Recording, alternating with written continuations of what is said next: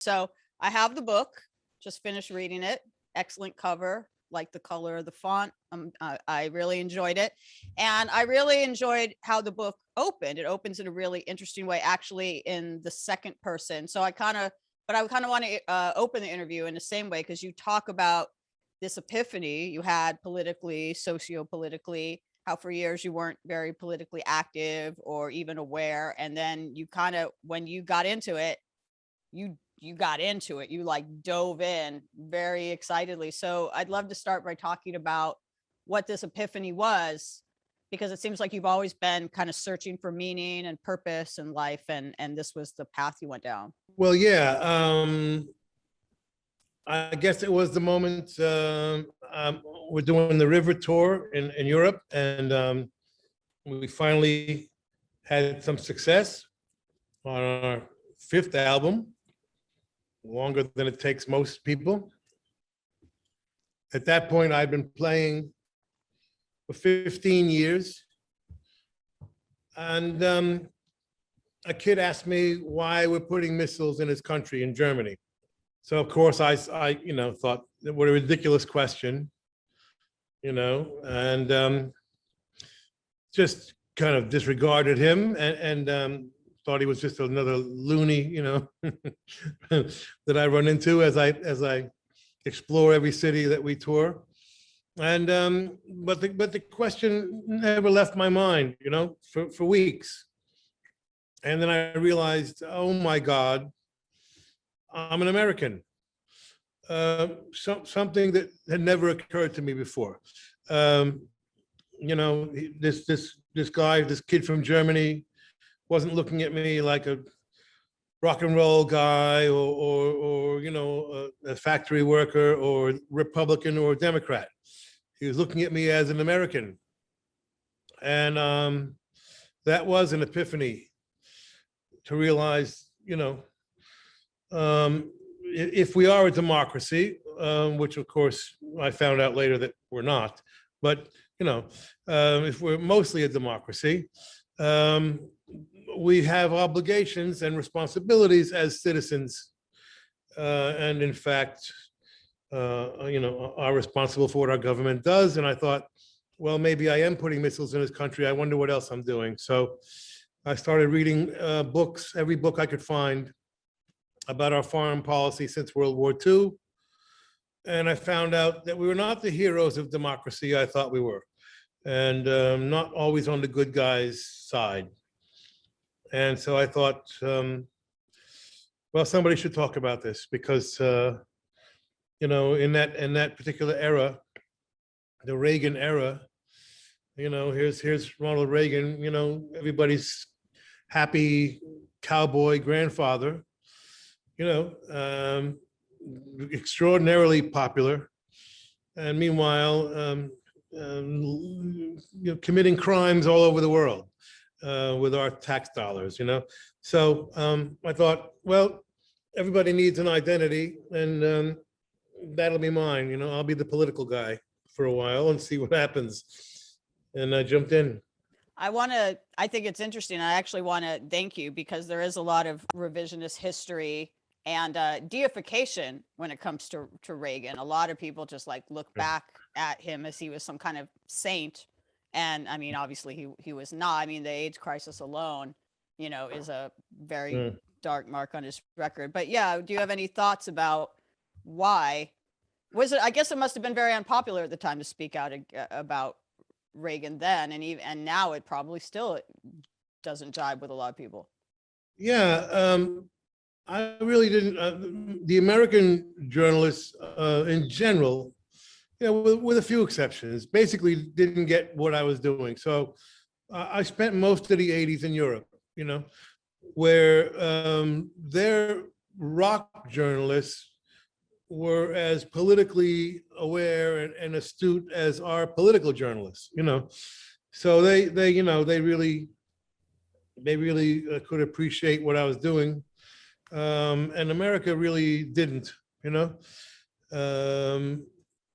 So it was, one of those things where I'm not really caring about what anybody thinks at that point. I'm completely obsessed with politics, and you know, I sort of adapted the revolutionary type of mind, which is, you know, just get the job done, you know, whatever it takes, you know, by whatever means necessary. So that put me on that path of, you know, doing a lot of, you know, I became an artist slash journalist, and you know, and started to write about, you know, go to places, and slowly I went from writing about things to actually getting involved, you know, which Yeah. I hadn't intended to do really, you know, but you know, you get emotionally involved, and the next thing you know, you're sliding from journalist into activist. Yeah. And you know, I didn't really intend for that to happen, but it just happened organically. Well, I want to definitely ask about the Sun City record, because I will 100% say, given the age I was when that record came out, I learned about apartheid and what was going on in South Africa completely from that song and video. I did not know about before. So you actually educated like all those kids watching MTV at the time. And there were a lot of other charity songs and initiatives coming out, obviously Band-Aid, We Are the World, like, you know, Hearing Aid, the list goes on. But you kind of took it another step farther. You didn't, it was not lip service with you. You walked the walk. You went on this like mission to expose the con. You actually went to South Africa, which I found out about from this book. Can you tell me about, it sounds like it was kind of a dangerous mission. I mean, it could have gotten bad for you. Yeah. Yeah. Yeah, could have. I just was, you know, I couldn't find out much about it. You know, I made a list of all of the conflicts we were involved in, and I think there was 44 at the time. But I couldn't find out much about South Africa. It was just kind of an obscure mystery. It wasn't really an issue in America. You know, it was a bigger issue in Europe. I found out a little bit later, but it wasn't really an issue. You know, you'd hear occasionally someone would talk about it. You know, Harry Belafonte or even Stevie Wonder would mention it, or Randall Robinson. You know, a few people, but it wasn't really a big deal in America yet. So I couldn't find out much about it, and I had to go down there. I went down there twice actually in '84, and interviewed everybody I could, and found out that it was just really slavery, and it needed to go. It wasn't going to be fixed. So I came back with the intention of just adding a few people. You know, I took the song off my third album, Freedom No Compromise, and was going to add 5 or 6 people to it, and try and get some attention. You know, and it was a little bit risky for artists to get on, because we were crossing the line from social concern, you know, feeding people in Africa, to political, pointing the finger, naming names, saying this is what's wrong, this is how we fix it. And I mentioned Ronald Reagan's name in the song, which was quite controversial at the time. And so everybody, you know, it ended up being 50 artists, all of whom said, you know, we don't give a up with the South African news footage, you know. So we're filming in Harlem and whatever. But Jonathan Demme did a wonderful job, and Godley and Cream, you know, invented those ripping the hole in the video. You know, that was invented for our video. You know, Amazing. So it was really wonderful, and it was completely successful. Just like we wrote it up, you know, we ended up raising enough consciousness to override Reagan's veto. Reagan vetoed the economic sanctions bill, which was the key to freeing South Africa. Of course, Reagan vetoed it. And for the first time, his veto was overridden, which was a really extraordinary victory at the time. Wow. And then the banks cut off South Africa. They had to release Mandela, and goodbye apartheid. So I know you're reluctant to take credit because you did not do this or any of the things you've done politically, you know, for clout or for a career move for yourself. But there are, you know, some other charitable initiatives that happened in the 80s where people have questioned if it was performative, or have questioned if, you know, people were doing it just for their own clout or whatever, and if it actually made a difference, if the money went to where it was supposed to go. But with Sun City, like, you can actually draw a direct line that this was actually effective, right? Like, there's actual facts. On the contrary, it was a real career risk to take part in this video. And in fact, at that point, I was making a new record deal, and there were 4 deals on the table. When Sun City was a success, those 4 deals disappeared. Really? Yeah. So it was the opposite of a career move. Can you explain to me why you proving that you had the power in the business to not only affect political change, but to get everyone from Bono to Miles Davis to Africa Bambaataa on the same record would not have, even if it wasn't your intention, but as a nice side effect, wouldn't have like boosted your career and made you like this hot property? I don't understand that. That would have been nice, but no. But no, I don't. I literally do not understand how that would not be the case. I mean, we can only guess, but I think my guess would be that, we were a little bit too effective, and people started to get nervous around me. They started to get afraid of me, and they figured, they topple a government, what's next? Maybe we're next.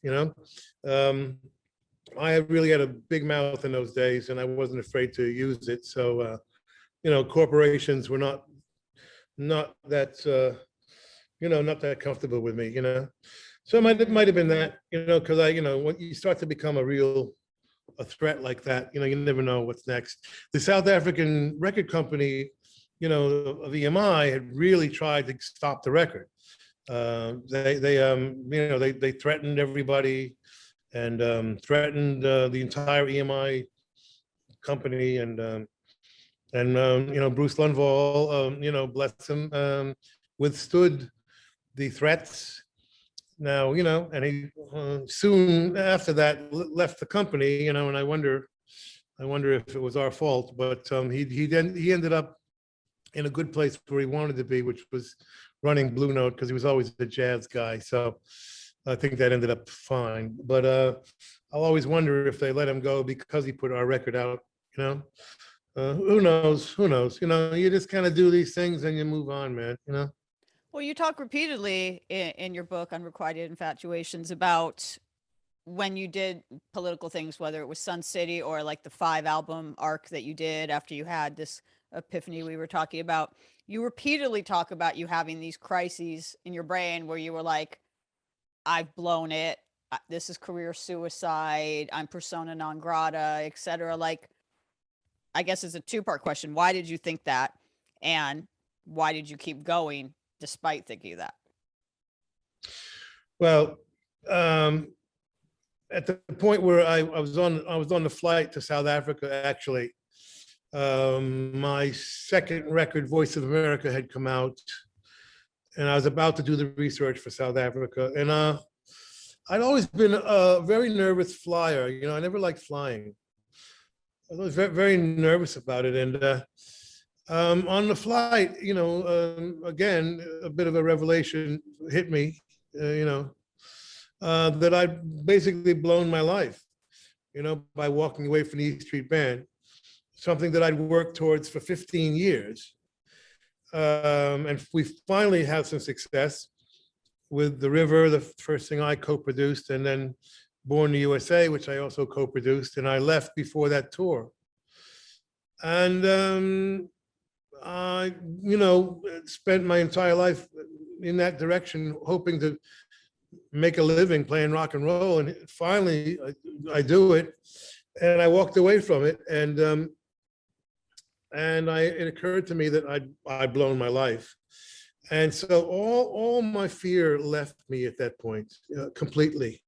Suddenly, I go from like sort of trembling on planes to like not caring one bit about it, which helped when it came to the research of going into dangerous places, because I was literally fearless at that point. You want to kill me? Good. Do me a favor, kind of an attitude, you know? Wow. Yeah. So, it's nice to get to that place because it's very liberating, you know?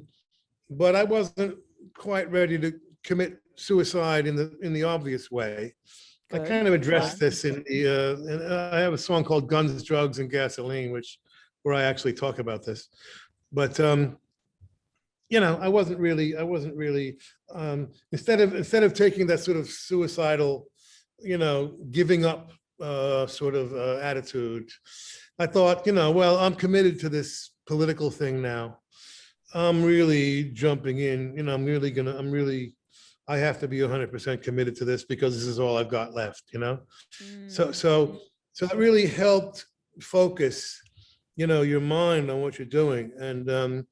And from that came the strategy to bring down the South African government, which I fully intended to do, I It all mean, worked out. It all worked out. It all worked out. yeah, Why yeah. didn't you go to Nelson Mandela's inauguration? I read in the book that you were invited to go on like Mhm. Air Force One or Yeah, one of the government planes, and you declined. yeah.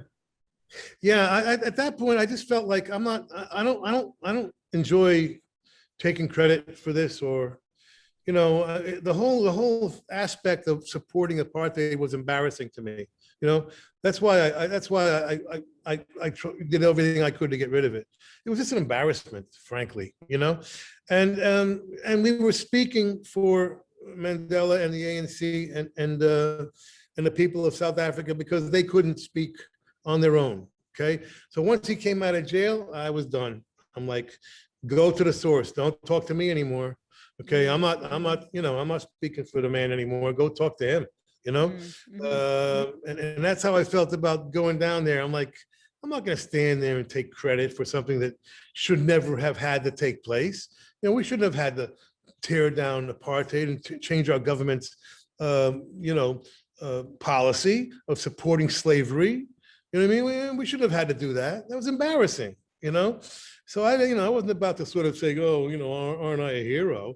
I was just being an American patriot, doing the right thing. You know what I mean? Which is what we all do every day. And that's how I felt about it. And I wasn't about to stand there and pretend I'm some kind of hero. Well, I think you are, but I understand. I appreciate your humility. But there's one story in here. You only mention it so in passing in the book. You say you were on the Phil Donahue show with, I hope I'm pronouncing it right, Saul Kersner, who was That's one right. of the heads of the Sun City Resort. And you say Yeah. you squashed him like a cockroach. I need to find this on YouTube or somewhere and see this debate. I don't doubt you squashed him like a cockroach, but please tell me what went down, because that sounds like some must-see TV to me. Yeah, it probably is on YouTube, like everything else in the world. He was the owner, one of the owners, the main owner, and came up to say that our record was all lies, and his resort had nothing to do with South Africa, which of course it did, because South Africa was selling the resort as being in an independent country, and what they were really trying to fool the world, and they were succeeding, was just briefly, without boring your audience too much, there's something called the homeland policy, which was copied after our American Indian reservation policy, Okay. which was to get, take all of the South Africans, divide them by their tribe, and they're not very tribal in South Africa, except for the Zulu, and send them back to their so-called homelands, and they literally would knock down the person's house, put their few belongings on a truck, and drop them 500 miles away in the middle of nowhere and say, okay, you're home, Wow. And the idea was to then let these homelands become their own countries. Are you following this? And I then, am. and then bring back the Black workers as immigrant labor. And then Okay. declare democracy in South Africa because there's no more Black people living there. That was the idea. It's quite brilliant and quite evil. and sick, but we did the same thing with the Indians basically. And so we wanted, and so the resort, Sun City, was like a casino in one of these homelands called Botswana. And so we wanted to just basically expose, we use it as a symbolic icon of the entire apartheid system. So we wanted to just expose this whole phony homeland policy by saying, don't play Sun City, because by playing Sun City, you're actually playing in South Africa, even though they're pretending it's not, Got it. And that was completely successful, and so there's Saul pretending, and so I just explained this to the audience, and he didn't say another word because he knew he was, lying, and and I just kind of exposed him on TV there. And look, I did him a big favor because he shuts down Sun City. We shut him down completely. And then he comes and he opens Atlantis, I think, in the Bahamas. That was his, I believe. And then one of the ones in Connecticut, either one of the big ones in Connecticut. So I mean, he ended up making more money, being run out of South Africa, so he actually owed me a favor. All right. Well, as you were talking about, when you made this shift, you wondered if you'd thrown your life away or whatever, by leaving the E Street Band, et cetera. And I mean, I don't mean this in a weird way, but there were certain people that put you in a box of being like this funny guy with this outlandish personality and this outlandish look to you, and kind of like a court. I think you even say court gesture in the book at one point. But how did the majority of fans, when you started to be outspoken about, both in your interviews and certainly in your music, whether it was those 5 albums or whatever, like when you started to become more political and more serious, were your fans, Bruce's fans, like resistant to it? Were they like, hey, this isn't the little Steven we want, Yeah, they did not get into it. But look, I was lucky to be defined. If an audience finds you and defines you, you're lucky. And I was defined as Bruce's, friend on stage, which is how they like me.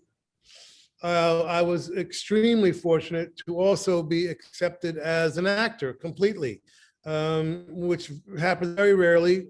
Musicians, crossing over into the acting world.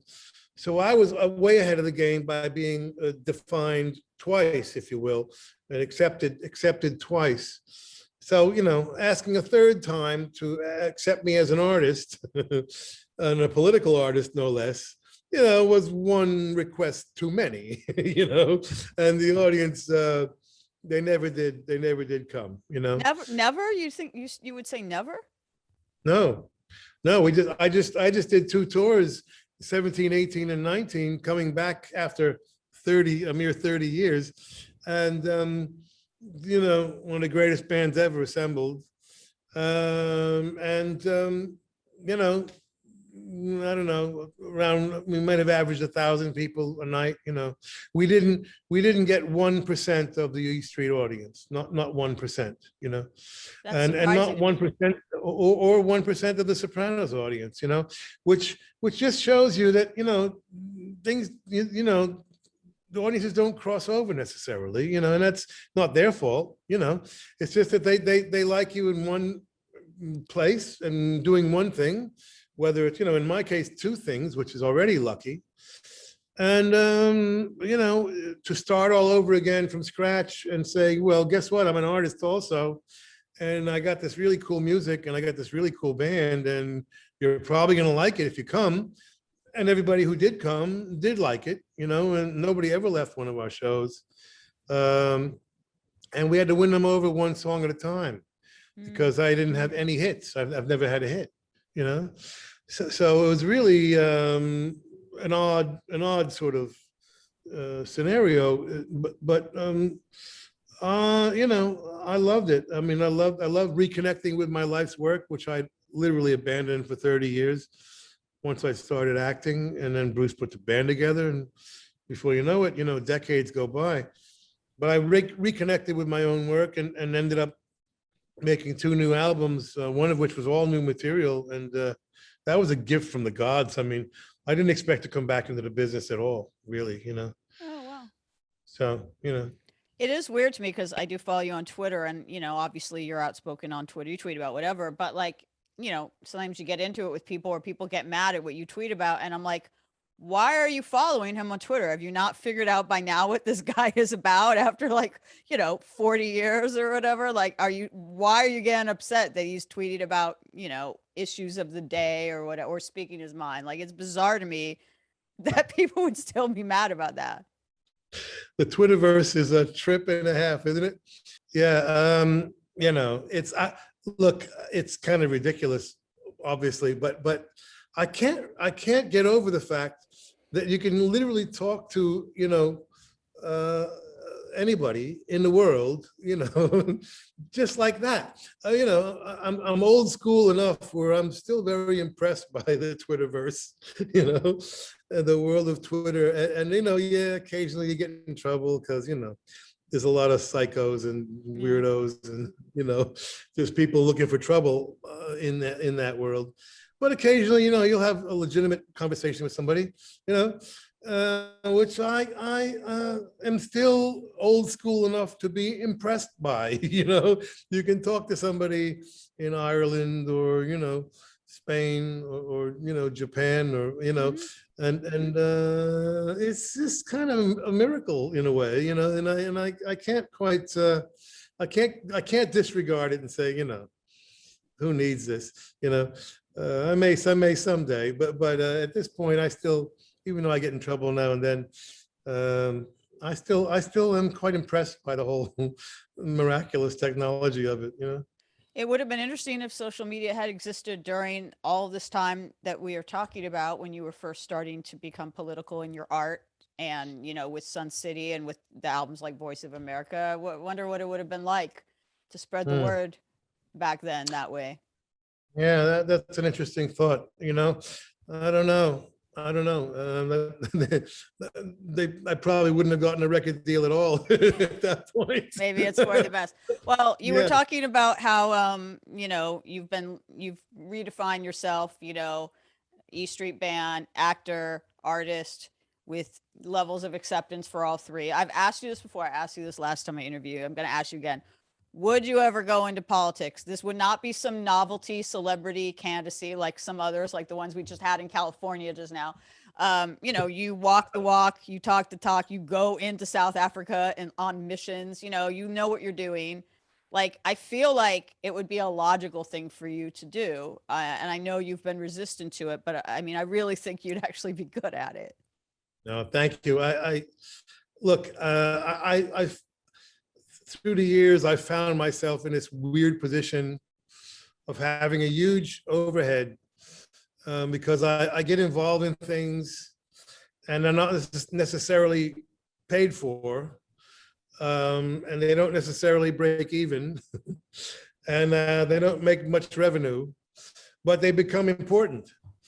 Like my 2 radio stations on Sirius Satellite, or my record company, or my foundation for that matter, or, so many things that I do require a lot of money to be made. So I could never afford to be a politician because you don't get paid enough to pay for my overhead. Now someday if I let everything go, or if things started actually functioning on their own somehow and paying for themselves, and I'm actually become a free man again, which I haven't felt like for 40 years. Who knows? But right now, I have an extraordinarily high overhead every month that needs to be paid, and unless I become a crooked politician, which is would be a consideration, then you can make some money, become a politician in Louisiana or something.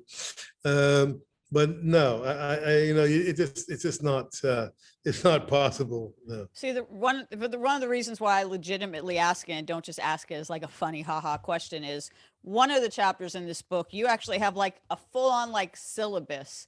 You have like, you're like, here's my plan to fix the world or fix America. And it's like laid out with bullet points and suggestions. It's very thought out. I feel it should be like disseminated. Like, I feel like, Well, tell me the story about that. well, I didn't want to put too much politics into the book. I wanted it to be really as universal as possible, really about that seeking one's identity and seeking, spiritual enlightenment, which is something I think everybody can relate to. So the very last chapter, I dropped a few conversation starters. I actually have a book half written, and it's been half written for a long time, that really details all of my political thoughts. And I threw a few of them in that last chapter there. Yeah. Just to get conversations started, such as someday, hopefully we're going to invite, our Black brothers and sisters to actually join the rest of us in America, one of these days, instead of this, this pretense and this complete scam that we have perpetrated on them for a couple of 100 years, that the Black community was their idea, eventually these kind of things need to be discussed in a real way. I've been 50 years waiting for the Black hood to be, oh, there's going to be better policing, there's going to be better education, there's going to be better healthcare, there's going to be better job opportunities in the hood. No, there's not. Okay, it's not ever going to happen because there shouldn't be a hood. Okay, and that's, one of those things that I think, needs to be said. But I saved that for the end of the book because I didn't want the book to be about that. But I have an entire book that is about that, which we'll see if somebody wants to publish it or not. I think someone should, obviously, I do want to, yeah, we've gone into so much politics in this interview because there was so much interesting stuff there. But yes, of course, the book is about your whole life, but related to the politics, but just the general theme is what you just mentioned, like that you always were kind of looking for some meaning to life or some sense of purpose. And I think that would be a good way to end this interview is like, what was it that you were always searching for? And did you find it, or are you still looking for it? Like the U2 song, have you found what you're looking for? Right. A little bit, I think you learn along the way and you never stop learning. You never stop evolving. But I think it is important to live with purpose. I always encourage that even when I'm doing like a songwriting seminar or songwriting masterclass, I'm like, first of all, write with purpose, okay? What do you want to accomplish with this song? You want to make people laugh? You want to make them cry? You want to confess something? You want to fall in love? You want to get laid? You want to what? You want to have a hit? Decide that, before you write, That's how I think. I think, because if not, you're wasting time. And that's the one thing I fear still is wasting time. For me, it's just, it's a journey that, you gotta live along the way. I do believe it's the journey, not the destination. And as I talk about in Lust for Life on my Born Again Savage album, in fact, I didn't even have to write a book, to be honest. It's all in the Born Again Savage album. Everything in my entire life's philosophy is in great detail in the Born Again Savage album. But I think it's just a matter of realizing one's potential or trying to. And for me, it's just when I talk about potential or high standards, it's greatness. Greatness has just occupied my entire life. I seek it out. I try to support it when I find it, and I try and achieve it. I try and create it. and just try and add some sparkle to this boring world. I mean, how did we get so boring? I don't understand it, you know? I mean, growing up in the 60s, spoiled me forever, obviously. But I mean, how did we get this boring? I don't understand. I mean, look at the architecture, look at the art, look at the, I mean, that's what we're doing with our teachrock.org education program. We're integrating the arts into the education system, makes it more fun and more exciting and more effective, so I've dedicated my life to try and, make life less boring. Let's Well, face it.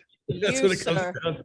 you, sir, are never boring. An interview with you is never boring. This book is the opposite of boring. It's really exciting. I want you to write that second book because I am already done with this one. I need something else to read from you. But yeah, never boring. Always awesome to talk with you. And yeah, thanks for everything you do for the arts, for the world. You're doing the journey that you're on. It's been a really fascinating one. So everybody read this book. Thank you. Always good talking to you.